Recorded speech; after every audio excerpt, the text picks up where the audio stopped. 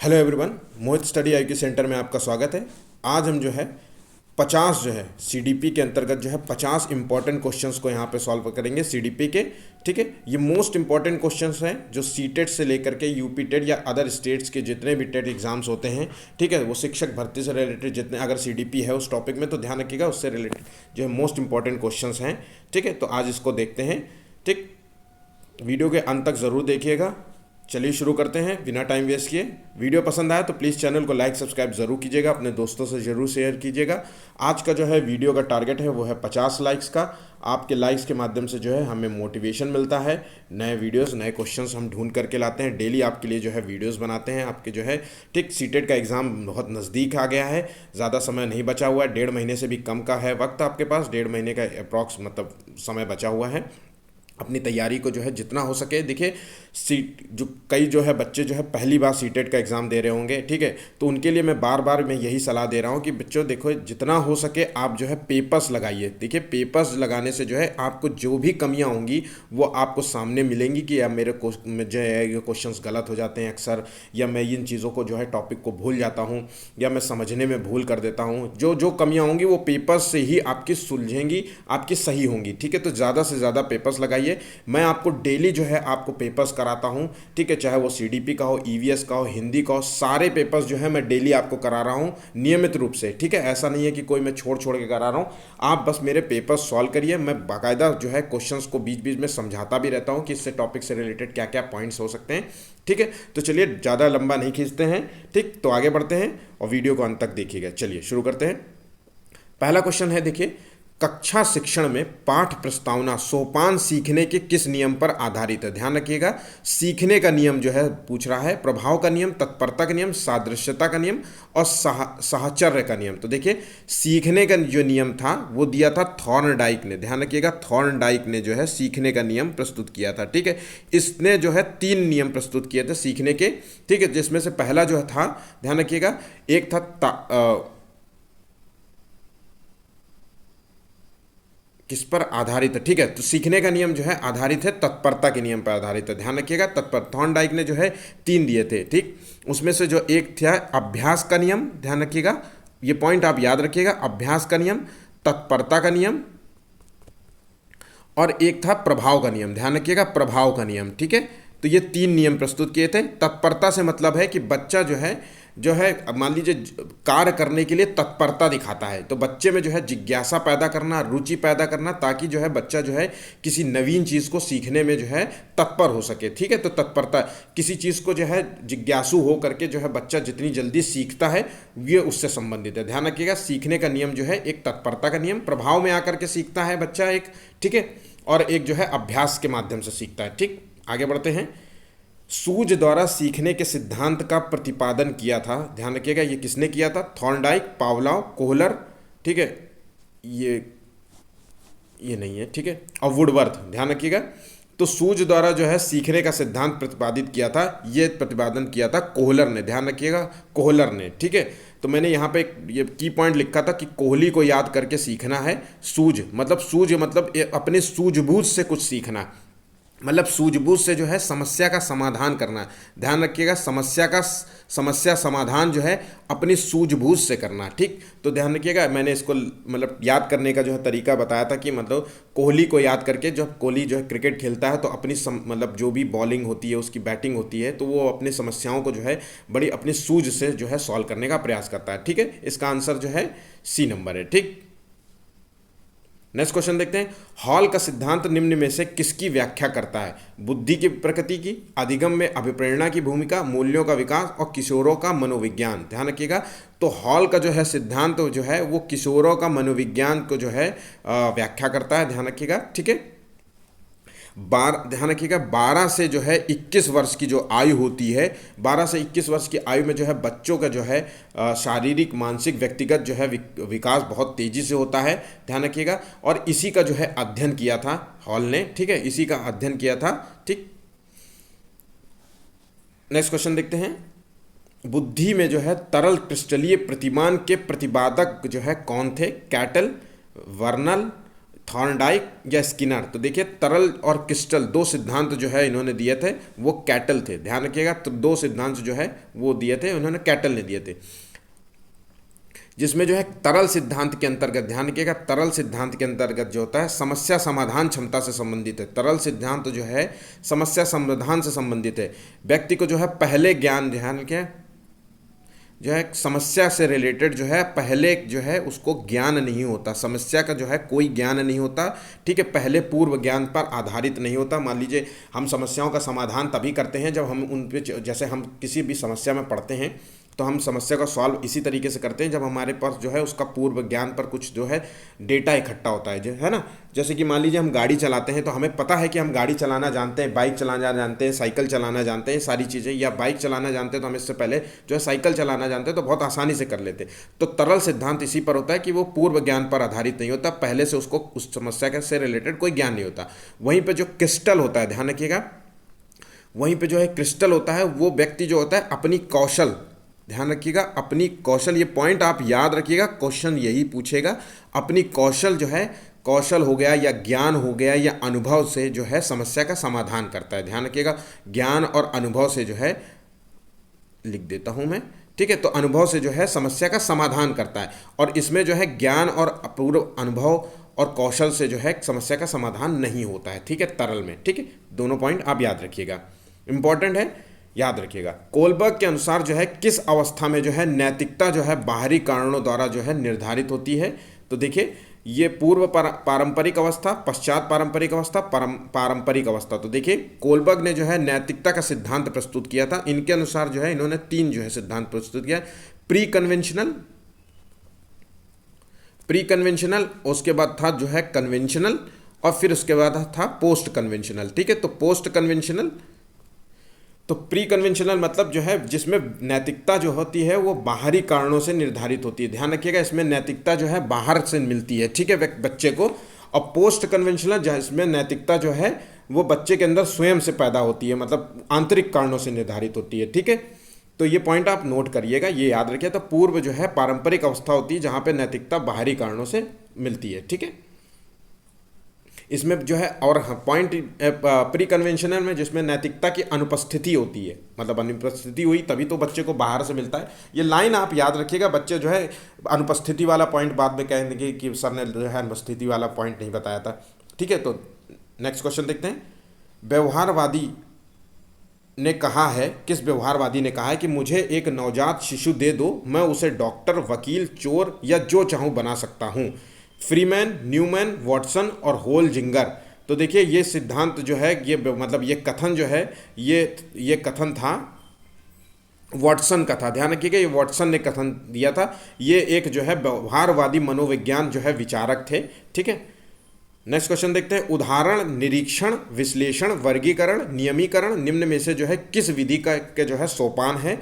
तो देखिए निगमन विधि, अंतर्दर्शन विधि, आगमन विधि और बहिर्दर्शन विधि। तो देखिए किसमें है, तो देखिए पहल जो है ये आंसर है इसका सी नंबर, आगमन विधि, ठीक है। आगमन विधि में ध्यान रखिएगा, पहले जो है किसी नियम के बारे में जानकारी नहीं दी जाती, पहले उदाहरण पेश किया जाता है, फिर उदाहरण से ही जो है बच्चा जो है नियमों को जानता है। ध्यान रखिएगा, उदाहरण से नियम की तरफ जाने की जो प्रक्रिया कहलाती है वो आगमन विधि होती है। और निगमन विधि ध्यान रखिएगा, निगमन विधि में पहले जो है नियम प्रस्तुत किए जाते हैं, चीज़ों के बारे में बताया जाता है ना, फिर उसके बाद उदाहरण की ओर जाते हैं, ध्यान रखिएगा, ठीक है। नियम से उदाहरण की ओर जाते हैं, ना कि उदाहरण से नियम की ओर। तो उदाहरण से नियम की ओर कौन जाएगा, ये है आगमन विधि में। ये दोनों विधियाँ ध्यान रखिएगा, ये किसकी विधि हैं, तो ये अरस्तु की हैं, अरस्तु की जो है ये विधि है, ध्यान रखिएगा। दोनों इंडक्टिव और डिडक्टिव मेथड जो है अरस्तु ने दिया है, ठीक है। ये पॉइंट आप याद रखिएगा।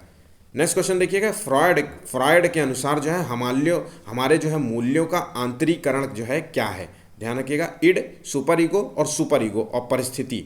तो देखिए सिगमंड फ्रॉयड जो है वो मनो जो है विश्लेषण जो है सिद्धांत प्रस्तुत किया था, मनोलैंगिक सिद्धांत प्रस्तुत किया था। आप दोनों में से जो भी आप पॉइंट याद रखिएगा, ठीक है। तो हमारे आंतरिक मूल्यों का आंतरिकीकरण जो कहलाता है वो है सुपर ईगो, ध्यान रखिएगा, ये सुपर ईगो होता है। मनोविश्लेषण सिद्धांत में जो है व्यक्ति जो होता है ना, इसमें जो है व्यक्ति की जो है मानसिक क्रियाओं का अध्ययन किया जाता है। मानसिक क्रियाएं क्या होती हैं, व्यक्ति के अंदर जो है मन में क्या चल रहा होता है उसको हम अध्ययन करते हैं।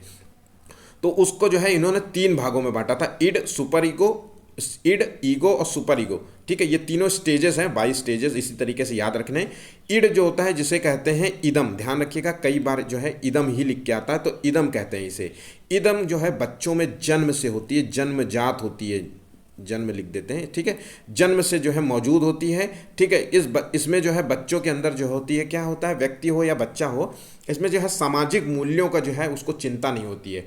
ठीक है, उसको जो करना है उसको करना है। ठीक है, एक तरीके से जो है बच्चा जो होता है लालची होता है, ध्यान रखिएगा, लालची होता है। ठीक है, स्वार्थी होता है, ध्यान रखिएगा, स्वार्थी होता है। ठीक है, तो बच्चा जो है इड में जो है जन्म से इसमें मौजूद होती है, और बच्चा जो है लालची और स्वार्थी होता है, इन्हीं के आधार पर जो है वो कार्य करतेगा। अगर उसका जो है अपना काम बनता तो भाड़ में जाए जनता वाला मतलब सिद्धांत है। ठीक है, एक तरीके से आपको समझाने का लिए मैंने ये पॉइंट रखा। ठीक है, अब ईगो क्या होता है, देखिए इसमें जो है आंसर जो है ईगो को भी समझ लेते हैं। ईगो को बोलते हैं अहम, ध्यान रखिएगा, हिन उसको इदम बोलते हैं, तो इसको अहम बोलते हैं।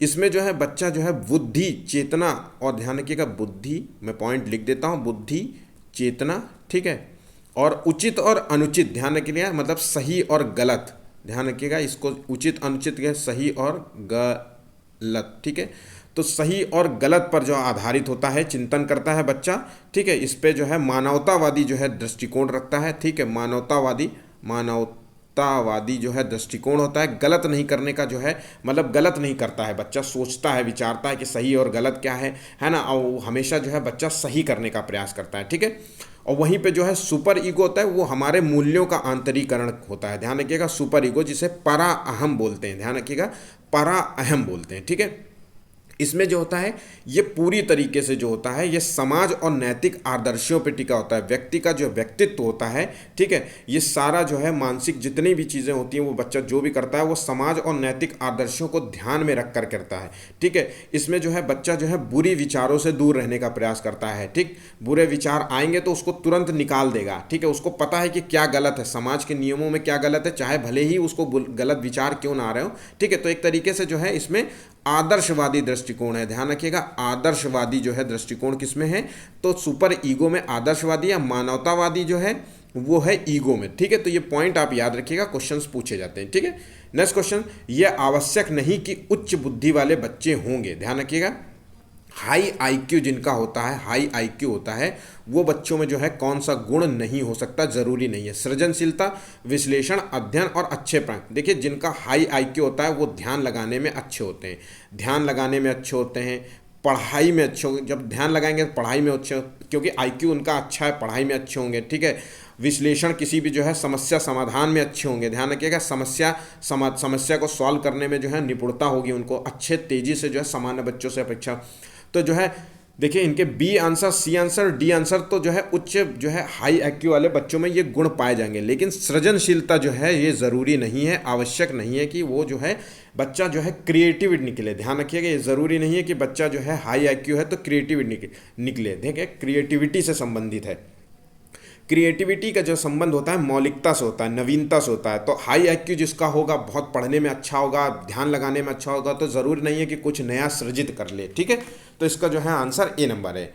ये गौर से इस बात को समझिएगा, ऐसा नहीं है आप सोचें हाई आईक्यू है, पढ़ने में अच्छा, तो सृजनशीलता ही मार्क करते हैं बच्चे, ध्यान रखिएगा, लेकिन यहाँ बोल रहा है ये ज़रूरी नहीं कि ये गुण उसके अंदर हो, ध्यान रखना। ठीक है, पढ़ाई लिखाई वाले जितने भी बच्चे होते हैं, आप देखिए स्कूल में जितने टॉपर होते हैं, ठीक, आप ऐसे सोचिए आपके स्कूल में बहुत सारे बच्चे टॉपर्स होंगे, आपकी क्लास में होंगे जो बहुत होंगे, आपकी नज़र में बहुत है, क्या वो क्रिएटिविटी जानते हैं? मतलब क्रिएटिविटी का मतलब है कुछ नया सृजित कर लेना, कुछ नया बना लेना, है ना। क्या उन्होंने आज तक कोई ऐसी ड्राइंग बना ली हो, है ना, कि उनको कुछ एक्स्ट्रा ऑर्डिनरी टाइप का आता हो, ज़रूरी नहीं है। ठीक है, बात यहाँ समझिएगा, उनको ज़रूरी नहीं है कि सृजनशीलता जैसा उनका गुण उसके अंदर हो। ठीक है, तो ऐसे याद समझने का प्रयास कीजिएगा, गलत नहीं कीजिएगा। ठीक है, बाल विकास में, ठीक है, प्रक्रिया पर बल दिया जाता है या वातावरण और अनुभव की भूमिका पर बल दिया जाता है, या गर्भावस्था से किशोरावस्था तक अध्ययन होता है, या उपरोक्त में से सभी। तो देखिए बाल विकास में ध्यान रखिएगा, बाल विकास जो है वो निरंतर चलने वाली चीज़ होती है, निरंतर चलती रहती है, और जब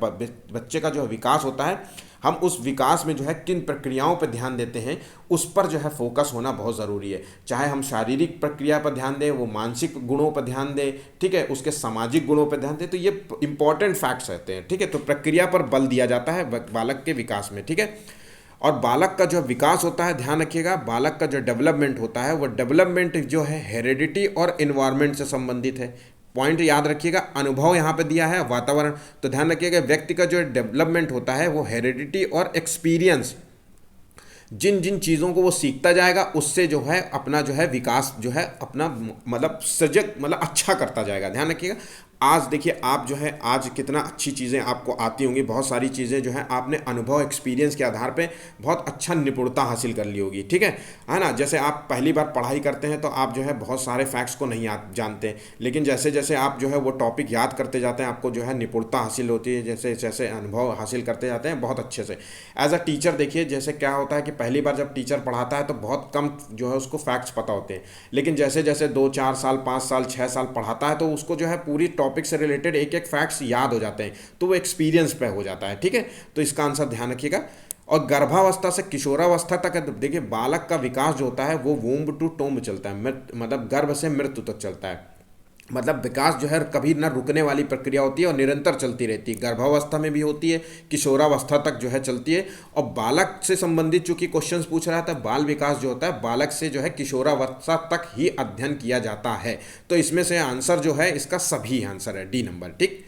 नेक्स्ट क्वेश्चन तो है बिने साइमन परीक्षण द्वारा मापन किया जाता है सामान्य बुद्धि, विशिष्ट बुद्धि और अभिव्यक्ति का या अभिक्षमता का। तो देखिए बिने साइमन का जो है परीक्षण जो है वो सामान्य बुद्धि का जो है मापन होता है, ध्यान रखिएगा। इसमें सामान्य बुद्धि इन्होंने जो है 1905 में जो है ये परीक्षण किया था, ध्यान रखिएगा, ठीक है। इंपॉर्टेंट नहीं है लेकिन बता दिया है मैंने, ठीक। सामान्य बुद्धि का परीक्षण इन्होंने किया था, ठीक है।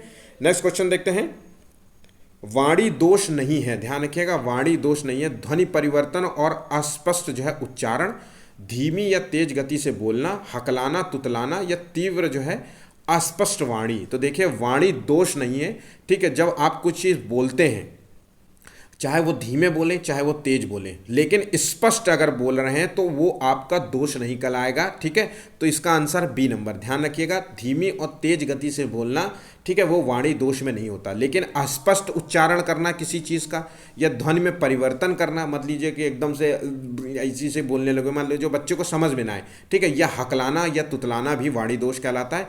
और तीव्र गति से बोलना लेकिन अस्पष्ट बोलना, यहाँ पे देखिए तेज गति से बोल रहा है लेकिन स्पष्ट बोल रहा है, यहाँ पे तीव्र बोल रहा है लेकिन अस्पष्ट वाणी है, ठीक है। तो इसका आंसर जो है बी नंबर है, समझ गए होंगे। नेक्स्ट क्वेश्चन देखिए, आत्म केंद्रित जो है व्यक्ति कौन होता है? अंतर्मुखी, बहिर्मुखी, उभयमुखी और सामाजिक निर्भर। तो अंतर्मुखी व्यक्ति क्या होता है, ध्यान रखिएगा, अंतर्मुखी व्यक्ति जो होता है आंतरिक सोच पर, देखिए आत्म केंद्रित व्यक्ति लिखा है इसका, तो आत्म केंद्रित मतलब अपने अंदर ही सोच विचारने वाला, अंदर अंदर ही सोचना। संकोची, ध्यान रखिएगा, संकोची, ऐसे व्यक्ति होते हैं संकोची, ध्यान रखिएगा, संकोची होते हैं, अक्सर शांत स्वभाव के होते हैं क्योंकि अपने में ही खोए रहते हैं, उनको दूसरों से असामाजिक होते हैं, सामाजिक नहीं होते। मतलब असामाजिक मतलब ऐसा नहीं कि उधम मचाने वाले हों, असामाजिक मतलब समाज में जो है, समाज में उठना बैठना उनको पसंद नहीं, समाज से ज़्यादा उनको जो है लगाव नहीं होता, ठीक है, स्वयं से खोया हुआ होता है। ध्यान रखिए, ये पॉइंट देखिए मैं इसलिए लिख रहा हूँ कि ये क्वेश्चंस पूछेगा खोया हुआ, ठीक है, तो फिर आपको दिक्कत करेगा, ठीक, खोया हुआ होता है। और मोस्ट इंपॉर्टेंट जो लाइन अक्सर जो है पूछी जाती है सीडीपी के अंदर वो है भविष्य केंद्रित, भविष्य के जो है भविष्य के लिए जो है सोचता रहता है, भविष्य केंद्रित ऐसे लिख देते हैं, ठीक है। तो भविष्य के लिए ज़्यादा सोचता है कि अपना आगे क्या करना है। हम ही लोग अक्सर जो है विचार करते रहते हैं ना स्वयं से कि अब क्या करना है, आगे अब पेपर कौन सा आएगा, फिर पेपर को जो है कैसे तैयार करना है, ठीक है, तो ये सारे भविष्य केंद्रित हुआ ना। तो ठीक है, तो इस तरीके के जो आत्म केंद्रित व्यक्ति होता है वो अंतर्मुखी होता है। ये सारे जो है गुण जो है अंतर्मुखी व्यक्ति के हैं, ठीक है। बहिर्मुखी जो होता है वो संकोची नहीं होता, बड़बोला होता है, खूब बोलता है ना, शांत स्वभाव का नहीं होता, समाज में उठना बैठता उधम मचाता रहता है, दोस्ती यारी वाला होता है ना, क्वेश्चन क्वेश्चन जो है क्लास में उठ करके पूछेगा, है ना, उसको जो है मतलब जो उसको ज़्यादा मतलब बहिर्मुखी मतलब इतना ज़्यादा वो ख्याल नहीं, आज में जीने वाला व्यक्ति होता है, ठीक है। तो उसको जो है इसका जो है आंसर ए नंबर है, ठीक। जिन विद्यालयों में समेकित जो है शिक्षा दी जाती है, समेकित शिक्षा दी जाती है, ये पॉइंट देखिए मोस्ट, ये लाइन बहुत इंपॉर्टेंट है। उसके जो है शिक्षकों को किस क्षेत्र विशेष में प्रशिक्षित जो है करना चाहिए। तो देखिए, विशेष आवश्यकता वाले बच्चों की पहचान और शिक्षण, और व्याख्यान विधि द्वारा शिक्षण, क्रियात्मक के साथ जो है क्रियात्मकता के साथ शिक्षण, तो या फिर जो है उपयुक्त में से कोई नहीं। तो समेकित जो है शिक्षा जो होती है समावेशी शिक्षा से संबंधित है। देखिए, समावेशी शिक्षा, ठीक है, समावेशी शिक्षा, कभी कभी जो है समेकित जगह समावेशी शिक्षा लिखा था। समावेशी जो है शिक्षा का मतलब है ऐसा स्कूल, ऐसा विद्यालय जहाँ पे जो है सभी प्रकार के जो है बच्चे पढ़ते हैं, चाहे वो अमीर हो, ठीक, ध्यान रखिएगा, अमीर गरीब, ठीक है, चाहे किसी भी धर्म के हों, धर्म विशेषता वाले नहीं होते, चाहे किसी भी धर्म के हों, विशेष गुण वाले, ठीक, जैसे विशेष आवश्यकता वाले बच्चे, जहाँ इसका आंसर ए नंबर है। तो विशेष आवश्यकता वाले क्या हो सकते हैं? कुछ बच्चे समान होंगे, कुछ बच्चे विशिष्ट होंगे, मतलब उनका हाई IQ होगा, और कुछ बच्चे जो होंगे विशिष्ट आवश्यकता वाले बच्चे होंगे जिनको दृष्टि देखने में समस्या होगी, सुनने में समस्या होगी, लिखने में समस्या होगी। तो ऐसे बच्चों की जो है, तो इन सभी प्रकार के जो है बच्चों की जो है गुणों को पहचान करके जो है शिक्षण तकनीक को अपनाना चाहिए ऐसे स्कूल्स में, ठीक है। तो ध्यान रखिएगा, विशेष आवश्यकता वाले बच्चों की पहचान और उनके लिए जो है शिक्षण तकनीकी का इस्तेमाल करना चाहिए, ठीक है। समावेशी शिक्षा वही उसी को कहते हैं, ठीक है। ये पॉइंट आप याद रखिएगा। विद्यार्थियों को वन सेकेंड,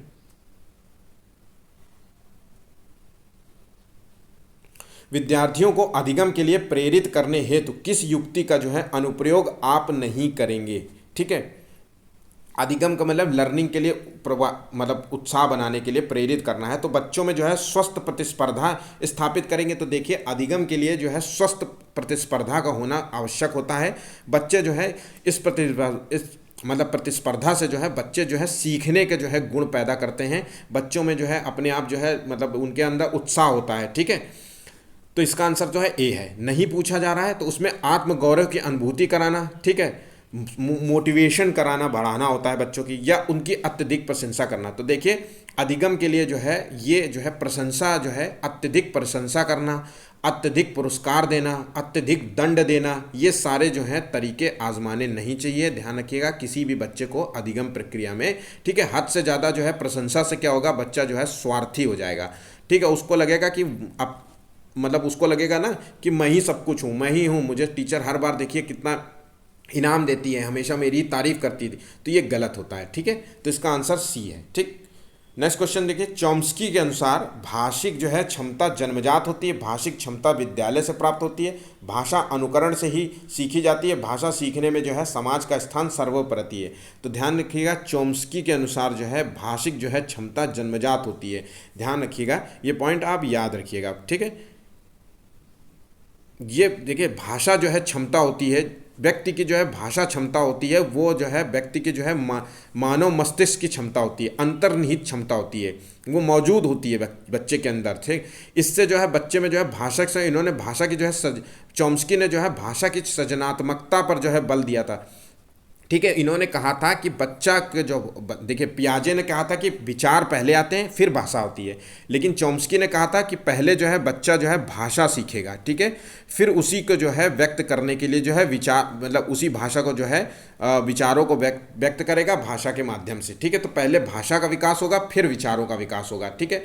ध्यान रखिए। अच्छा देखिए, आप भी देखिए, बच्चों के अंदर जो भाषिक क्षमता जो होती है जन्मजात होती है, इसका एक बेहतर उदाहरण ये होता है कि अक्सर जो है बच्चे जो है नए वर्ड सीख जाते हैं अपने आप, जो है बच्चों में जो है भाषा के जो है नए जो है शब्दों को जो है सीखने की क्षमता होती है। कई बार जो है एज अ पेरेंट्स आप लोग कहते हैं मैंने इसको नहीं सिखाया है, पता नहीं कहाँ से ये सब सीख रहा है, कहाँ से बातें सीख लाता है, इतनी बड़ी बड़ी बातें कहाँ से करता है ना। बच्चे जो है बड़ करने लगते हैं, बहस करने लगते हैं। छोटे छोटे बच्चे 1-2-3 साल के जो हैं, एक मतलब जब बच्चा बोलने लगता है 1.5 से 2 साल के बीच में, ठीक है ना, तो बच्चे नहीं बहस करने लगते हैं माता पिता से, चीज़ों की जिद करने लगते हैं, नई नई भाषाओं से प्रयोग करते हैं, ठीक है। तो उसी तरीके से बात कही गई, ठीक है। पॉइंट आप याद रखिएगा। नेक्स्ट क्वेश्चन देखते हैं, भारत में अधिकांश जो है कक्षाएं बहुभाषी हैं, ठीक है। बहुभाषी मतलब एक से अधिक, ठीक। इसमें जो है शिक्षक द्वारा के रूप में देखा जाना चाहिए। बहुभाषा जो होती है एक स्कूल में जो है क्या किस रूप में देखा जाना है, एक समस्या के रूप में या संसाधन के रूप में, एक स्कूल में जो है बाधा, क्लास की बाधा के रूप में या परेशानी के रूप में। तो देखिए, बहुभाषा जो होती है उसे हम हमेशा संसाधन के रूप में देखना चाहिए, ठीक है, ठीक है। संसाधन के रूप में कैसे, देखिए एक स्कूल में बहुत सारे बच्चे पढ़ते हैं, ठीक। उसमें कुछ जो होते हैं सामान्य बच्चे होते हैं, कुछ प्रतिभाशाली बच्चे होते हैं जो है ना, और कुछ जो है विभिन्न भाषाई के लोग होते हैं। तो एक दूसरे को जो है बच्चे जो है भाषा के माध्यम से जो है एक दूसरे को लैंग्वेज सिखाते हैं, ठीक। एक दूसरे को लैंग्वेज सिखाएंगे तो कई वर्ड, जैसे कि मान लीजिए एक बच्चे को पता है कि फूड जो है हमेशा जो है फूड ही बोलता है हर चीज़ को, ठीक। और एक ने बोला कि खाना, तो देखिए दूसरे बच्चे के लिए ये फूड जो है एक जो तरीके से एक सिंगल वर्ड था और दूसरे के लिए खाना था। तो दोनों बच्चे जो है इंग्लिश बोलने वाला हिंदी बोलने वाला एक नए नए जो है वर्ड्स दोनों से सीखेगा। तो इससे क्या होगा, बच्चे के अंदर जो है विचार जो है बढ़ेंगे, ठीक है। शब्द भंडार बढ़ेगा कि मतलब कि जो है एक बच्चा जो है इंग्लिश के वर्ड जान जाएगा, एक बच्चा हिंदी के वर्ड जान जाएगा। कुछ बच्चे जो हैं हो सकता है पंजाबी होंगे तो उसको पंजाबी वर्ड, तो उसको एक तरीके से एक चीज़ के तीन वर्ड जो है, तो शब्द भंडार बढ़ेगा, विचार बढ़ेगा, तार्किक क्षमता बढ़ेगी। एक दूसरे से जब बात करेंगे तो सामाजिकता बढ़ेगी, ठीक है। तो बहुभाषी से जो है इसको से है संसाधन के रूप में देखना चाहिए, ठीक है। निम्नलिखित में से जो है कौन सा जो है सतत और व्यापक मूल्यांकन से संबंधित है। ये अक्सर जो है मोस्ट इंपॉर्टेंट क्वेश्चन है, और ये मोस्ट इंपॉर्टेंट इसलिए है कि ये सभी जो है क्वेश्चंस में फिट हो जाता है, सभी पेपर में, चाहे वो सीडीपी का हो, चाहे वो मैथ का हो, चाहे वो हिंदी का हो, चाहे ईवीएस का हो, किसी भी क्वेश्चंस में ये फिट होता है, ठीक है। तो ध्यान रखिएगा सतत और व्यापक मूल्यांकन से क्या संबंधित है। तो देखिए ये शिक्षण अधिगम प्रक्रिया का एक अभिन्न अंग है। यह विभिन्न शिक्षा क्षेत्र में बच्चों की उपलब्धि पर केंद्रित है। यह बच्चों को जो है धीमे, खराब और बुद्धिमान के रूप में चिन्हित करने में जो है उपयोगी होती है, या ये बच्चों के जो है शिक्षा के अधिकार अधिनियम द्वारा जो है अनिवार्य किया गया है। तो देखिए, तो ध्यान रखिएगा सतत और व्यापक मूल्यांकन जो है का संबंध नहीं है किस बात से, वो है बच्चों को जो है धीमे और खराब और बुद्धिमान के रूप में चिन्हित करना। मूल्यांकन का मतलब है कि बच्चे का जो है ये मूल्यांकन करना कि बच्चे की समस्याओं का मूल्यांकन करना है ना, उसके जो है प्रॉब्लम सॉल्व करने के तरीकों का मूल्यांकन करना है ना। तो ठीक है, बच्चों के जो है प्रगति का मूल्यांकन करना कि बच्चा जो है कितना सीख रहा है, उसके सीखने का मूल्यांकन करना, ठीक है। मूल्यांकन के माध्यम से जो है बच्चे को जो है हम पूरे जो है गुणों का मूल्यांकन करते हैं। सतत मूल्यांकन में मतलब संपूर्ण मूल्यांकन होता है, ध्यान रखिएगा संपूर्ण मूल्यांकन सतत मूल्यांकन कहलाता है। व्यापक मूल्यांकन का मतलब होता है किसी एक क्षेत्र का मूल्यांकन। मान लीजिए कि हम बच्चे को जो है शारीरिक मूल्यांकन कर रहे हैं तो शारीरिक ही मूल्यांकन करेंगे। बच्चे का जो है खेलने का मूल्यांकन कर रहे हैं तो खेलने में जो है क्रिकेट का मूल्यांकन कर रहे हैं तो क्रिकेट की दृष्टि से ही मूल्यांकन करेंगे। ऐसा नहीं है कि बच्चे को जो है टेबल टेनिस का मूल्यांकन करने लगे, ऐसा नहीं। तो किसी सिर्फ एक क्षेत्र का मूल्यांकन होता है व्यापक मूल्यांकन में, ठीक है। उसका उस व्यापक उस क्षेत्र में जो है संपूर्ण मूल्यांकन करते हैं, ठीक है। तो ध्यान रखिएगा इसमें जो है इस मूल्यांकन का जो मूल अर्थ होता है वो इसलिए हम मूल्यांकन नहीं करते कि बच्चा जो है बुद्धिमान है, इसको हम बांटेंगे कि ये बुद्धिमान है ये कमज़ोर है, इसलिए मूल्यांकन नहीं, ये कमज़ोर है ये अच्छा है पढ़ने में, ठीक है। इसलिए नहीं कि इसके कम मार्क्स आते हैं इसके जो ज़्यादा मार्क्स आते हैं, ठीक है। ये पढ़ने में धीमे है ये पढ़ने में तेज है, इसलिए मूल्यांकन नहीं किया जाता है, ठीक है। इसका आंसर जो है सी नंबर है। नेक्स्ट क्वेश्चन जो है निम्नलिखित में से कौन सा जो है कथन पियाजे के सिद्धांत के अनुसार जो है कहा नहीं जा सकता। बच्चे अपनी दुनिया के बारे में ज्ञान का निर्माण और उपयोग करते हैं। निरंतर अभ्यास से जो है अधिगम होता है। बच्चे अपने पर्यावरण पर जो है क्रिया करते हैं और विकास जो है गुणात्मक जो है चरणों में होता है। तो इसका जो है सही आंसर है पियाजे के सिद्धांत के अनुसार जो है कहा नहीं जा सकता, वो है निरंतर अभ्यास से अधिगम होता है। ध्यान रखिएगा बच्चे जो हैं अक्सर जो है प्रत्यक्ष अनुभव से सीखते हैं। ध्यान रखिएगा बच्चे जो है पियाजे के अनुसार जो है बच्चे जो है प्रत्यक्ष अनुभव से सीखते हैं, ठीक है। तो ये पॉइंट आप याद रखिएगा। नेक्स्ट क्वेश्चन देखते हैं। कोलबर्ग के सिद्धांत के अनुसार जो है योगदान के रूप में जो है निम्नलिखित में से किसे माना जाता है, ठीक है। तो कोलबर्ग का जो है नैतिकता का सिद्धांत इन्होंने प्रस्तुत किया था, तो ठीक है इसके अनुसार देखते हैं आंसर। इस सिद्धांत में जो है विस्तृत परीक्षण जो है प्रक्रियाएं अपनाई जाती हैं। ये नैतिक तर्क और कार्यवाही के बीच एक स्पष्ट संबंध स्थापित करता है। ये उनका विश्वास है कि बच्चे नैतिक दार्शनिक होते हैं या उनके सिद्धांत ने जो है संज्ञानात्मक परिपक्वता और नैतिक परिपक्वता के बीच एक सहयोग का समर्थन किया था। तो ध्यान रखिएगा इसका आंसर है डी नंबर, ध्यान रखिएगा, ठीक है। कोलबर्ग ने जो है नैतिकता का सिद्धांत प्रस्तुत किया था। नैतिकता का मतलब है अच्छे और बुरे का बोध होना। ध्यान रखिएगा अच्छे और बुरे का बोध होना, और इसी नैतिकता के आधार पे बच्चा जो है अपना आचरण करता है, ठीक है। इनके अनुसार जो है इन्होंने 3 जो है नियम प्रस्तुत किए थे। प्री कन्वेंशनल 3 लेवल कह सकते हो आप, और 3 लेवल और 6 स्टेजेस। हर जो है लेवल के जैसे ये 1 2 और ये 3 लेवल है, और हर लेवल के जो है 2 2 स्टेजेस थे, ठीक है। तो ये पॉइंट आप याद रखिएगा, ठीक। तो मैं 3 लेवल के बारे में बात करता हूँ। तो वो 3 लेवल थे, प्री कन्वेंशनल लेवल और कन्वेंशनल लेवल और पोस्ट कन्वेंशनल लेवल, ठीक है। जिसमें प्री कन्वेंशनल लेवल होता है जो मोस्ट इंपॉर्टेंट, जो अक्सर एग्जाम्स में पूछा जाता है, को जो है नैतिकता जो है बाहरी कारणों से निर्धारित होती है, किसमें नैतिकता की अनुपस्थिति होती है। तो ध्यान रखिएगा, प्री कन्वेंशनल लेवल जो होता है उसमें नैतिकता की अनुपस्थिति होती है, नैतिकता जो है बाहर से उसे मिलती है, ध्यान रखिएगा, ठीक है। और वहीं पे जो है नैतिकता की जो है मतलब आंतरिक जो है प्रेरणा से कहाँ मिलती है, ध्यान रखिएगा, तो वो है कन्वेंशनल पोस्ट कन्वेंशनल लेवल। ध्यान रखिएगा, समाज के नियमों के साथ जो है बच्चा चलने का प्रयास करता है, ठीक है। तो चलिए नेक्स्ट क्वेश्चन आगे बढ़ते हैं। जिगसॉ जो है पहेली, ठीक, जिगसॉ पहेली को जो है करते समय 5 वर्ष की जो है नज़मा जो है स्वयं से कहती है, नीला टुकड़ा कहाँ है, नहीं ये वाला नहीं, गाढ़े रंग वाला, जिससे ये जूता पूरा बन जाएगा। ये वार्ता जो है वाइगोस्की के जो है किस नियम के तहत है हो रही है। तो देखिए, व्यक्तिगत वार्ता, जोर से बोलना, और पाड़ या आत्म केंद्रित वार्ता। देखिए, वाइगोस्की ने जो है सोशल जो है सोशियो कल्चर जो है अप्रोच प्रस्तुत किया था, ठीक है, सामाजिक सांस्कृतिक सिद्धांत प्रस्तुत किया था। इस सिद्धांत के अनुसार जो है इन्होंने 3 प्रकार की स्पीच दी थी, ध्यान रखिएगा, 3 प्रकार की स्पीच बताई थी, ठीक। उस स्पीच में जो है कहा था कि एक जो है स्पीच थी सोशल स्पीच, ठीक, और एक स्पीच थी प्राइवेट स्पीच, जिसे कहते हैं व्यक्तिगत वार्ता। तो ये जो वार्ता है व्यक्तिगत वार्ता है, प्राइवेट स्पीच। और एक जो है वो है साइलेंट स्पीच, ध्यान रखिएगा, साइलेंट स्पीच, ठीक। तो सोशल स्पीच में जो है तो बच्चा जो है सोशली जो है एक्टिव हो जाता है, दूसरों से बात करेगा, दूसरे के बच्चे जब आएगा तो उनसे बात करेगा, उनसे खेलेगा। प्राइवेट स्पीच में जो है स्वयं के जो है गेम खेल रहा है और स्वयं से बात करता है, उसको जो है स्वयं से बात करता है, ध्यान रखिएगा, स्वयं से बात करता है, ठीक है। और वहीं पे साइलेंट स्पीच जो होती है, प्राइवेट स्पीच ही साइलेंट स्पीच में कन्वर्ट हो जाती है जैसे ही बच्चा आगे बढ़ता है। मतलब एट द एज ऑफ जो है, मान लीजिए एट द एज ऑफ जो है 7 साल का जब बच्चा होता है वो साइलेंट स्पीच जो है व्यक्त करता है। साइलेंट स्पीच मतलब इसमें देखिए, प्राइवेट स्पीच में जो है बच्चा बोल बोल के बोल रही है कि नीला टुकड़ा कहाँ है, नहीं ये वाला नहीं, ये स्वयं से बात कर रही है, और गाढ़े रंग वाला टुकड़ा, ठीक है, जिससे ये जूता पूरा बन जाएगा, ठीक है। तो वो खेलते हुए अपने जो है बातें कर रही है, मुंह से बोल रही है। उसी तरीके से जब जो है 7वें साल में पहुंचेगी बच्चा, नज़मा पहुंचेगी, तो इसी जो है प्राइवेट स्पीच को जो है आंतरिक जो है स्वयं साइलेंट होकर के जो है बोलेगी, ठीक है। तो ये मन ही मन में बोलेगी, नीला टुकड़ा कहाँ है और नहीं ये वाला नहीं, तो ये मन ही मन में बोलेगी, तो वो साइलेंट स्पीच होती है। तो ध्यान रखिएगा, व्यक्तिगत वार्ता और एक साइलेंट और सोशल, ये 3 जो है स्पीचेज हैं, ठीक। तो ये पॉइंट आप याद रखिएगा। नेक्स्ट क्वेश्चन देखते हैं। शिक्षक जो है बच्चों की जो है जटिल अवधारणाओं की समझ को किस प्रकार जो है सहज कर सकते हैं।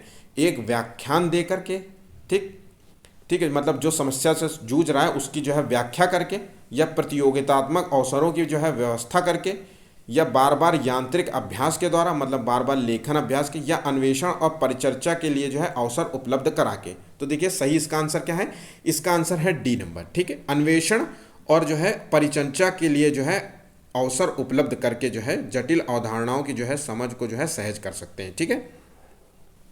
नेक्स्ट क्वेश्चन देखते हैं। सीखने की प्रक्रिया में जो है सीखने का स्थानांतरण हो सकता है, ठीक, सकारात्मक, नकारात्मक, शून्य और उपरोक्त में से सभी।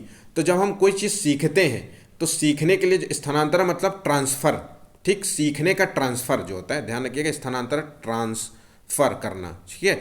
अपने नॉलेज को जो है ट्रांसफ़र जब हम करते हैं तो वो सकारात्मक भी हो सकता है, व्यक्ति में नकारात्मक हो सकता है, वो शून्य हो सकता है। जब हम बच्चे को कुछ सिखाते हैं तो बच्चा जो है कुछ सीखेगा पॉजिटिव, हो सकता है उससे कुछ निगेटिव सीख जाए, और हो सकता है ज़ीरो, मतलब कुछ सीखे ना, ठीक है।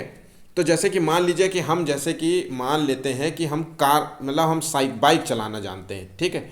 अब हमने बाइक चलाई और बाइक से हम जो है कार चलाना जब हम ट्राई करते हैं तो बाइक के जो है कुछ चलाए हुए जो है गुणों को जो हम कार में चलाने के जो है नियमों में ट्रांसफ़र करते हैं, सोचते हैं कि अरे ये ऐसे चलता है, ये ऐसे चलता है, या बाइक कार चलाने के जो है नियमों को हम जानते हैं, तो वो सकारात्मक हो गए। लेकिन जब हम बाइक चलाते हैं और जब हम बाइक चलाते हुए जब हम साइकिल ही ना चला पाएँ, ठीक है, या कार चला भी ना पाए, ठीक है, तो मतलब एक तरीके से जो है बाइक चलाने का प्रयास किए और सीख भी नहीं पा रहे, कर भी नहीं पा रहे, मतलब उससे जो हम जो ट्रांसफ़र करने का प्रयास कर रहे हैं उससे कोई फ़ायदा नहीं हो रहा है, नकारात्मक ही हो रहा है, तो वो नकारात्मक होगा। और बाइक चलाते हुए जो हम कुछ भी सीख ना पाए, कार भी ना चला पाए, मतलब पुराने गुणों से जो हम कुछ नहीं कर पा रहे, तो वो नकारात्मक शून्य हो गया। ठीक है, तो जैसे कि हमें मान लीजिए कि हमें हमें आता था, मैथ आती है, ठीक, तो मैथ से हमने जैसे हमने आगे बढ़ाया, तो मैथ से हमने इंग्लिश सीखा, तो वो क्या हुआ, इंग्लिश जो है हमारे तरीके से मैथ से इंग्लिश जब हम सीखने का प्रयास करें तो पुराने जो है ज्ञान से हमने कुछ नहीं सीखा, तो वो शून्य है। ठीक, अगर हम नए मैथ से जो है मान लीजिए मैथ का प्रयोग करते हुए हमने साइंस सीखी, ठीक, तो एक तरीके से हमारा सकारात्मक हो गया। और मैथ को सीखते हुए जो हमने कुछ गलत सीख लिया तो वो नकारात्मक हो गया। ठीक है, तो ये सारी चीज़ें हो गई। सीखने का स्थानांतरण जो है तीनों रूपों में हो सकता है। भाषा विकास का सिद्धांत जो है नहीं है अनुबंधन का सिद्धांत, अनुकरण का सिद्धांत, अतिरिक्त शक्ति का सिद्धांत, परिपक्वता का सिद्धांत। तो देखिए भाषा का जो सिद्धांत जो नहीं है वो है अतिरिक्त शक्ति का सिद्धांत, जो है भाषा विकास का सिद्धांत नहीं है, ध्यान रखिएगा। ठीक है, नेक्स्ट क्वेश्चन, यदि पूर्व ज्ञान व अनुभव नए ज्ञान के सीखने में सहायता करते हैं तो उसे कहते हैं, देखिए पूर्व ज्ञान जो है नए ज्ञान पर जो है मतलब सीखने में जो है मदद कर रहा है, तो वो कहलाएगा आपका, ध्यान रखिएगा, सकारात्मक जो है प्रशिक्षण स्थानांतरण हो जाएगा। अब पूर्व ज्ञान का अनुभव जब सीखने में जो है सहायता ना करे तो नकारात्मक होता है, अभी मैंने आपको समझाया। और ठीक है, और अगर मान लीजिए कुछ भी जीरो हो, ठीक है, पूर्व ज्ञान और नए ज्ञान में जो है कोई तर्क संगत ना हो, कोई मेल जोल ना हो, तो वो जीरो जो है होता है। ठीक है, नेक्स्ट क्वेश्चन देखते हैं, सीखने के संबंध प्रक्रिया में सिद्धांत में पावलोव ने जो है मतलब वो टेस्ट किस पे किया था, ध्यान रखिएगा, बहुत इंपॉर्टेंट क्वेश्चन है ये, टेस्ट से रिलेटेड। ठीक है, अक्सर जो है इससे पूछे जाते हैं। तो पावलोव ने जो है किस पर जो है ये टेस्ट किया था, बिल्ली, बंदर, कुत्ते, डॉग पर। तो पावलोव ने जो है वो डॉग पे टेस्ट किया था, ध्यान रखिएगा, डॉग पे किया था। ठीक है, तो बिल्ली पे जो किसने किया था, वो बिल्ली पे किया था थॉर्नडाइक ने, ध्यान रखिएगा, थॉर्नडाइक ने जो है बिल्ली पर टेस्ट किया था।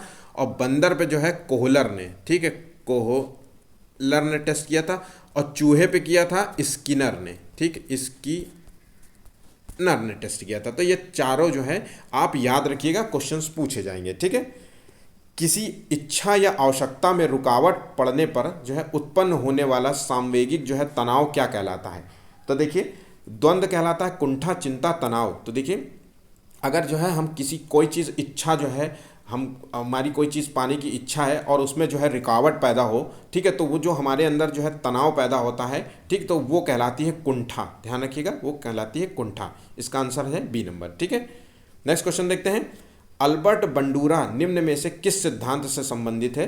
तो देखिए अल्बर्ट बंडूरा ने कौन सा सिद्धांत प्रस्तुत किया था, तो सामाजिक अधिगम सिद्धांत, व्यवहारात्मक जो है सिद्धांत, विकास का संज्ञानात्मक सिद्धांत और विकास का मनोसामाजिक सिद्धांत। तो ठीक है, इसका सही जवाब देखिए क्या है, तो ये सिद्धांत प्रस्तुत किया था सामाजिक अधिगम सिद्धांत से। ठीक है, अल्बर्ट बंडूरा ने जो है सामाजिक अधिगम से सिद्धांत, बच्चा जो है समाज में रहते हुए जो है सीखने का प्रयास करता है। ठीक है, मानसिक आयु का प्रत्यय जो है दिया था, किसने दिया था, ध्यान रखिएगा, बिने साइमन, स्टर्न, टर्मन और जो है बर्ड ने। ठीक है, इसका आंसर दीजिए। तो बिने जो है साइमन ने जो है मानसिक आयु प्रत्यय का सिद्धांत प्रस्तुत किया था। ठीक, नेक्स्ट क्वेश्चन देखते हैं, सिंपल है, इसमें कुछ समझाने जैसा नहीं है, ये आपको याद होना चाहिए। अंतर्मुखी व्यक्तित्व और बहिर्मुखी जो है व्यक्तित्व का जो है वर्गीकरण किसने किया था। मैंने आपको पहले अभी क्वेश्चंस कराया था कि अंतर्मुखी व्यक्तित्व और बहिर्मुखी व्यक्तित्व के जो है गुण क्या होते हैं। ठीक है, जो अपने में खोया रहे वो अंतर्मुखी है, जो बाहर लोगों से मिलजुल के बैठे तो बहिर्मुखी है, सामाजिक रूप से बैठना नहीं चाहता हो तो अंतर्मुखी है, सामाजिक रूप से उठना बैठना चाहता हो तो बहिर्मुखी है। ठीक है, भविष्य के लिए जो है उन्मुख रहता है, हमेशा सोचता रहता है तो अंतर्मुखी है। बहिर्मुखी जो रहता है वो मस्त मौला वाला टाइप वाला मामला रहता है। ठीक है, तो ये किसने जो है दिया था, तो देखिए ये जो है वर्गीकरण किया था युंग ने किया था, ध्यान रखिएगा, युंग ने किया था। ठीक, निम्नलिखित में से कौन सा जो है शारीरिक विकास का एक प्रमुख जो है नियम है।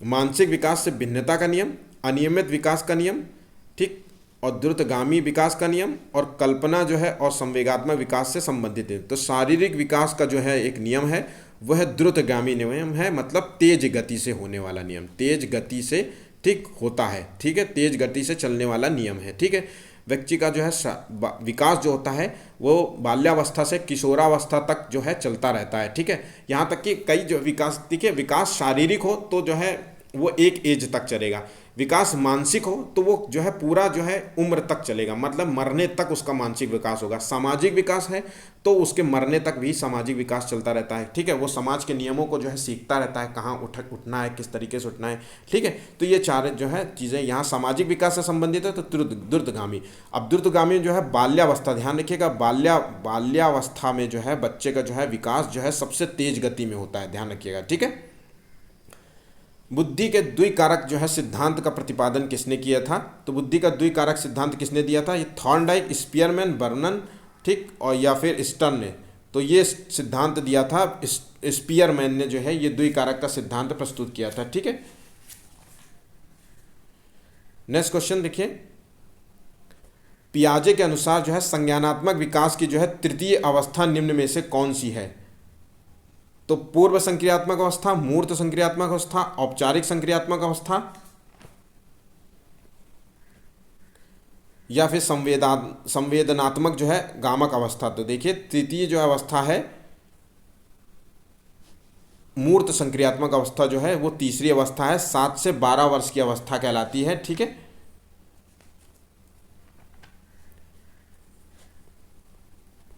सात से 12 वर्ष की अवस्था जो है मूर्त संक्रियात्मक अवस्था होती है, ठीक। नेक्स्ट क्वेश्चन देखते हैं, क्रिया प्रसूत अनुबंधन का जो है दूसरा नाम क्या है?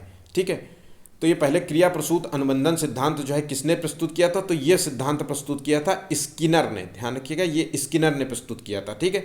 तो इसका जो दूसरा नाम है नैमित्तिक जो है अनुबंधन, समीपस्थ अनुबंधन, प्राचीन अनुबंधन, चिन्ह अनुबंधन। तो देखिए नैमित्तिक अनुबंधन जो है वो दूसरा अनुबंधन है, या फिर इसका जो है एक और नाम है साधनात्मक जो है साधनात्मक अनुबंधन, ठीक है। तो ये पॉइंट आप याद रखिएगा, ये सिद्धांत स्किनर ने प्रस्तुत किया था, ठीक है। नेक्स्ट क्वेश्चन देखते हैं, मूल प्रवृत्तियों को जो है 14 प्रकार से जो है किसने जो है मतलब बांटा था? मूल प्रवृत्तियों का मतलब है इमोशंस, ध्यान रखिएगा, इमोशंस को जो है 14 भागों में बांटा था, ठीक है। इमोशंस क्या होता है? डर जो है एक इमोशंस है, प्रेम जो है एक इमोशंस है, ठीक है, उत्साह जो है एक तरीके से जो है इमोशंस है, ठीक है, घृणा जो है नहीं, गंदगी होता है, विभत्स जैसे कहते हैं ना, डिस्गस्टिंग जो है वो है एक इमोशंस है। तो ये सारे किस टाइप के जो है क्रोध इमोशंस है, ठीक। तो ये जो है इमोशंस जो है 14 प्रकार के बताए थे, वो ड्रेवर ने, थॉर्नडाइक ने, वुडवर्ड ने, मैकडूगल ने। तो 14 प्रकार के जो इमोशंस थे वो मैकडूगल ने बताए थे, ठीक है, याद रखिएगा। सीखी हुई बात को स्मरण करने या पुनः स्मरण करने की जो है असफलता कहलाती है, ठीक है। मतलब आपने कोई बात सीख रखी है, कुछ याद कर रखा है, और जब आपने जो है सोचने का प्रयास किया, याद करने का प्रयास किया, पेपर में लिखने का प्रयास किया, तो आपको याद ही नहीं आ रही है, ठीक है। तो वो कल्पना, स्मृति, विस्मृति, ध्यान क्या कहलाएगा? तो इसको जो है असफलता को है, हम ध्यान रखिएगा, विस्मृति कहेंगे, ध्यान रखिएगा, विस्मृति कहेंगे, ठीक है। नेक्स्ट क्वेश्चन, सीखने संबंधित नियोग्यता जो है सामान्यता जो है उन बच्चों में पाई जाती है विशेषता जिनके जो है पैतृक अभिभावक इस प्रकार की समस्याओं से जो है ग्रसित होते हैं, या औसत से जो है श्रेष्ठ बुद्धि लब्धि वाले बच्चों में पाई जाती है, लड़कियों की तुलना में जो है अधिकतर लड़कों में पाई जाती है, या जो है अधिकतर जो है उन बच्चों में पाई जाती है जो शहरी क्षेत्रों की अपेक्षा ग्रामीण क्षेत्रों से संबंधित हैं। तो देखिए सीखने संबंधी निर्योग्यता, सीखने संबंधी जो है समस्या जो होती है, कई बच्चे जो है सीख नहीं पाते, ठीक है। तो वो जो पाई जाती है वो पैतृक उनके अभिभावकों से जो है मिले हुए गुण होते हैं, मतलब आनुवांशिक गुण होते हैं, ठीक है, हेरेडिटी से संबंधित होते हैं, ठीक। ऐसे अभिभावकों में हो सकता है कि ऐसी प्रॉब्लम्स रही हो, जैसे कई बार जो होते हैं अभिभावक तुतलाते हैं तो बच्चों में जो भी ये गुण आ जाते हैं, ठीक है, तुतलाने के, ठीक है, या फिर बच्चों की जो है कोई शारीरिक अक्षमता पैदा कर मतलब हो जाता है कि वो लिखने में समस्या हो, है ना, या फिर कोई जो है मानसिक जो है समस्या हो सकती है। तो पैतृक जो है अभिभावक इस प्रकार की समस्याओं से ग्रसित होते हैं, ठीक है, सामान्यता, ठीक। नेक्स्ट क्वेश्चन देखते हैं, निम्नलिखित में से जो है कौन सा जो है सूक्ष्म जो है गतिक कौशल का उदाहरण है? फुदकना, दौड़ना, लिखना, चढ़ना। तो ध्यान रखिएगा फिजिकल जो है डेवलपमेंट के अंतर्गत आता है। तो फिजिकल डेवलपमेंट जो है 2 टाइप के होता है, एक ग्रॉस होता है, ठीक, ग्रॉस डेवलपमेंट, और एक फाइन डेवलपमेंट होता है, ठीक है। तो जो है ग्रॉस डेवलपमेंट जो होता है वो बड़ी मसल्स का प्रयोग होता है, ध्यान रखिएगा, बड़ी मसल्स का प्रयोग होता है। बड़ी मसल्स क्या होता है? हाथ, पैर चलाना, हाथ पैर चलाना, पूरा घूंसा चला देना, है ना। तो सारी मसल्स, कई मसल्स, जैसे क्रिकेट खेलते वक्त पूरा शरीर जो है हमारा एक्टिव रहता है, उसी तरीके से जो है फाइन मसल होता है, ध्यान रखिएगा, फाइन मसल मतलब छोटी मसल्स, ध्यान रखिएगा छोटी मसल्स, ठीक है, जिसे सूक्ष्म गतिक कौशल कहते हैं, ठीक है। तो इसमें जो है उंगलियों का प्रयोग करना, फिंगर्स का प्रयोग करना, जैसे कैरम बोर्ड खेलते हैं तो केवल उंगली का प्रयोग करते हैं, हाथ पैर से कोई मतलब नहीं है। लिखना, तो इसका आंसर है लिखना। फुदकना, दौड़ना, चढ़ना जो है ग्रॉस मसल्स हैं, और वहीं पे जो है सूक्ष्म गतिक कौशल है वो लिखना, ठीक है, लिखना हो गया, ठीक। या किसी चीज़ की बुनाई कर रहे हैं, है ना, तो ये सारी चीज़ें, आर्ट बना रहे हैं, ठीक, तो ये सारी चीज़, ठीक। वाइगोस्की के सिद्धांत का निहितार्थ है, तो वाइगोस्की ने जो है सामाजिक जो है सांस्कृतिक सिद्धांत प्रस्तुत किया था। तो देखिए इसका आंसर देखिए, सहयोगात्मक समस्या समाधान, प्रत्येक विद्यार्थी को जो है व्यक्तिगत रूप से दत्त कार्य देना, मतलब होमवर्क देना, या प्रारंभिक व्याख्या के बाद जो है कठिन सवालों को हल करने की में जो है बच्चों की सहायता न करना, या बच्चों के जो है बच्चे जो है उन बच्चों की जो है संगति में श्रेष्ठतम रूप से जो है सीख सकते हैं जिनका बुद्धि लब्धांक उनके बुद्धि लब्धांक से कम होता है। तो देखिए वाइगोस्की जो है सिद्धांत निहितार्थ है वो सहयोगात्मक समस्या समाधान से संबंधित है, ठीक है, इसका आंसर ए नंबर है। नेक्स्ट क्वेश्चन, बहुबुद्धि सिद्धांत जो है निम्नलिखित में से जो है निहितार्थ देता है सिवाय किस चीज़ के, ठीक है। तो देखिए ऐसे क्वेश्चंस का पॉइंट आप याद रखिएगा, गड़बड़ मत कीजिएगा क्वेश्चंस पेपर सॉल्व करते वक्त। अक्सर जो है बच्चे इन सब से जो है अक्सर जो है बहुत तेजी, बहुबुद्धि सिद्धांत, अच्छा अच्छा अच्छा अच्छा, और तुरंत आंसर लॉक कर देंगे, ठीक है। तो वह इससे क्या होगा कि पूछा गया है यहाँ पे 3 ऑप्शन सही है, एक आंसर गलत है। तो देखिए विषयों को जो है विभिन्न तरीके से प्रस्तुत किया जा सकता है, विविध तरीकों से जो है सीखने का आकलन किया जा सकता है, संवेगात्मक बुद्धि और बुद्धि लब्धि से संबंधित नहीं है, और बुद्धि प्रक्रमण प्रक्रियाओं का एक विशेष समुच्चय होता है जिसका प्रयोग जो है एक व्यक्ति द्वारा जो है समस्या समाधान के लिए किया जाता है। तो इसका आंसर देखिए क्या होगा, तो ये है डी नंबर, ठीक है।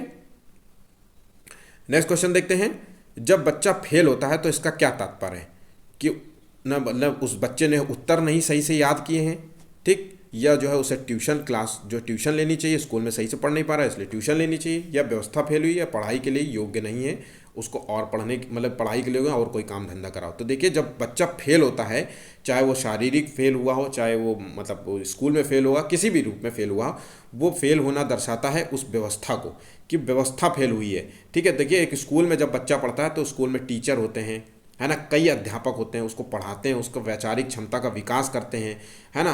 और व्यवस्था में मतलब टीचर ही नहीं होते, देखिए उसके अंदर व्यवस्था में कौन कौन आते हैं, टीचर आएंगे, ठीक है, माता पिता आएंगे, ठीक है, माता पिता आते हैं, जितने भी उससे जुड़े लोग होते हैं। ध्यान रखिएगा कई बच्चे जो है गलत संगत करते हैं, तो गलत संगत में मतलब बच्चा जो है सामाजिक रूप से फेल हुआ तो उसका एक तरीके से जो है परिवेश जो है आसपास का जो परिवेश है वो भी फेल होता है। ध्यान रखिएगा उसका इन्वायरमेंट भी जो फेल होता है, कि उसके कैसे लोग हैं, उसको जो है इस तरीके से जो है बच्चे का जो है सामाजिक डेवलपमेंट नहीं कर पाए। तो ध्यान रखिएगा व्यवस्था फेल हुई है बच्चे के फेल होने से, ठीक है।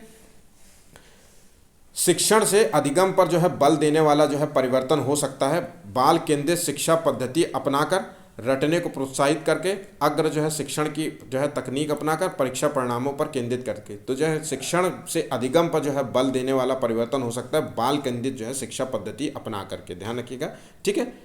नेक्स्ट क्वेश्चन देखते हैं, एक शिक्षक प्रश्न पत्र बनाने के बाद यह जांच करता है कि क्या प्रश्न परीक्षण के विशिष्ट उद्देश्यों की परीक्षा ले रहे हैं, वो मुख्य रूप से प्रश्न पत्र के बारे में जो है चिंतित है, तो संपूर्ण विषय वस्तु को शामिल करने के बारे में चिंतित है, या प्रश्नों के प्रकार के बारे में चिंतित है, विश्वसनीयता के बारे में चिंतित है, या वैधता के बारे में चिंतित है। तो देखिए इसका आंसर है ए नंबर, ध्यान रखिएगा इसका आंसर है ए, संपूर्ण विषय वस्तु को शामिल करने के जो है बारे में चिंतित है, ठीक है। नेक्स्ट क्वेश्चन देखते हैं, शिक्षा के संदर्भ में जो है समाजीकरण का जो है क्या तात्पर्य है। तो समाजीकरण का मतलब है उस अपने जो है सामाजिक मानदंड बनाना, या समाज के बड़ों का जो है सम्मान करना, सामाजिक वातावरण में अनुकूलन और समायोजन, और सामाजिक मानदंडों का सदैव अनुपालन करना। तो समाजीकरण का मतलब होता है समाज के जो है उस जो है वातावरण में अनुकूलन और समायोजन जो है इससे संबंधित है, ठीक है। नेक्स्ट क्वेश्चन, मानव विकास को जो है क्षेत्रों में विभाजित किया जाता है, जो अब किस क्षेत्रों में है, शारीरिक, संज्ञानात्मक, संवेगात्मक और सामाजिक क्षेत्र। तो देखिए मानव विकास का जो क्षेत्र होता है वो शारीरिक विकास से संबंधित है, संज्ञानात्मक मतलब मानसिक विकास से संबंधित है, वैचारिक विकास से, संवेग मतलब इमोशन से संबंधित है, सामाजिक मतलब सामाजिक विकास। तो ये आध्यात्मिक विकास जो है वो सामाजिक विकास के ही अंतर्गत आएगा, या सांस्कृतिक विकास, सामाजिक और सांस्कृतिक विकास इसी के अंतर्गत आ जाएगा, ठीक है। ठीक है, क्योंकि समाज का ही हिस्सा, एक संस्कृति जो है समाज का ही हिस्सा होती है। ठीक, तो इसका आंसर जो है ए नंबर है। ये पॉइंट आप याद रखिएगा, गड़बड़ हो जाती है, अक्सर बच्चे जो है इस पर गड़बड़ कर देते हैं। ठीक है, एक शिक्षिका अपने जो है आपसे कभी भी प्रश्नों के उत्तर नहीं देती। ठीक है, वो अपने विद्यार्थियों को उत्तर देने के लिए समूह चर्चाएं और सहयोगात्मक अधिगम अपनाने के लिए प्रोत्साहित करती है। ठीक है, और ये उपागम के जो है सिद्धांत किस मतलब जो है सिद्धांत पर आधारित है, तो अनुदेशात्मक जो है सामग्री के उचित संगठन पर आधारित है, अच्छा उदाहरण प्रस्तुत करना और भूमिका प्रतिरूप बनाना, सीखने की तत्परता या सक्रिय भागीदारता। तो देखिए ये बच्चों को जो है सक्रिय भागीदारता को जो है प्रोत्साहित कर रही है। बच्चे जो है खुद ही से जो है समूह चर्चा के माध्यम से जो है प्रश्नों को उत्तर ढूंढने का प्रयास करें। सहयोग आपसी जो है 4 बच्चे जो है आपस में सहयोग से माध्यम से जो है उत्तर ढूंढने का प्रयास करें। ठीक है, और उत्तर देने के लिए जो है प्रोत्साहित करती है, तो सक्रिय भागीदारता को जो है प्रोत्साहित कर रही है। ठीक है, तो आंसर जो है डी नंबर है। नेक्स्ट क्वेश्चन देखते हैं। जब बच्चा कार्य करते हुए ऊबने लगता है तो इस बात का संकेत होता है। ठीक है, तो उबाऊ जो है क्लासरूम किस बात का संकेत होता है? संभवतः जो है कार्य यांत्रिक रूप से बार बार हो रहा है, बच्चा जो है बुद्धिमान नहीं है, बच्चे में सीखने की योग्यता नहीं है, बच्चे को अनुशासित करने की ज़रूरत है। तो देखिए उबाऊ का मतलब है, हो सकता है क्लासरूम में जो भी पढ़ाया जा रहा है बार बार पढ़ाया जा रहा है। ठीक है, पढ़ाने की जो तकनीक हो सकती है वो भी अच्छी ना हो। अच्छी का मतलब है कि हो सकता है कि टीचर जो है बोर्ड में लिख रही हो, अब बच्चे जो है ऐसा टॉपिक पढ़ाया जा रहा, कहानी अगर पढ़ाना है तो कहानी को बोलने के माध्यम से पढ़ाना होगा, चित्र लेखन के माध्यम से पढ़ाना होगा, स्टोरी को पढ़ाना होगा, तो है। तो इससे बच्चों को उत्साह बनाने का जो है प्रयास करना चाहिए। तो जो है बार बार अगर आप किसी टॉपिक को पढ़ाएंगे तो वो ऊबने लगेगा बच्चा। ठीक है, इसका आंसर जो है ए नंबर है। ठीक, नैदानिक जो है परीक्षा जो होती है जिसे कहते हैं डायग्नोस्टिक जो है टेस्ट का मुख्य उद्देश्य क्या होता है? ठीक है, इसका क्या होता है, तो कक्षा में प्रदर्शन के दौरान समस्या जो है कमज़ोर क्षेत्र में चिन्हित करना, उपचारात्मक कार्यक्रम के विशेष प्रकृति की आवश्यकता, या अकादमिक जो है कठिनाइयों के जो है कारणों का पता लगाना, या छात्र की कठिनाइयों की विशेष प्रकृति को जानना। तो देखिए डायग्नोस्टिक हम क्यों करते हैं? जब हम किसी समस्या का समाधान जो है ढूंढने के लिए जो हम मतलब समस्या ढूंढना,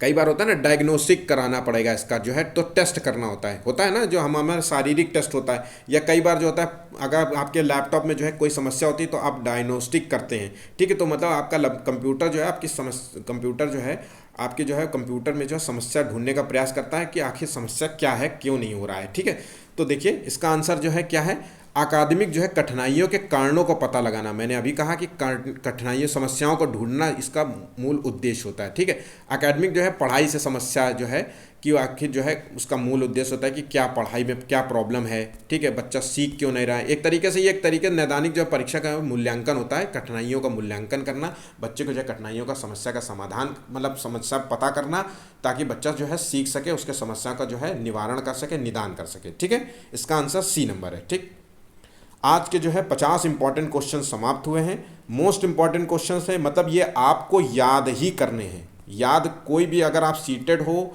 या चाहे वो स्टेट का एग्ज़ाम हो, स्टेट टेट का एग्ज़ाम हो, आपको बिना इन क्वेश्चंस के जो है मतलब जाना नहीं है। तो इसलिए याद करना मोस्ट इंपॉर्टेंट कंपलसरी है, क्वेश्चंस को तैयार करना।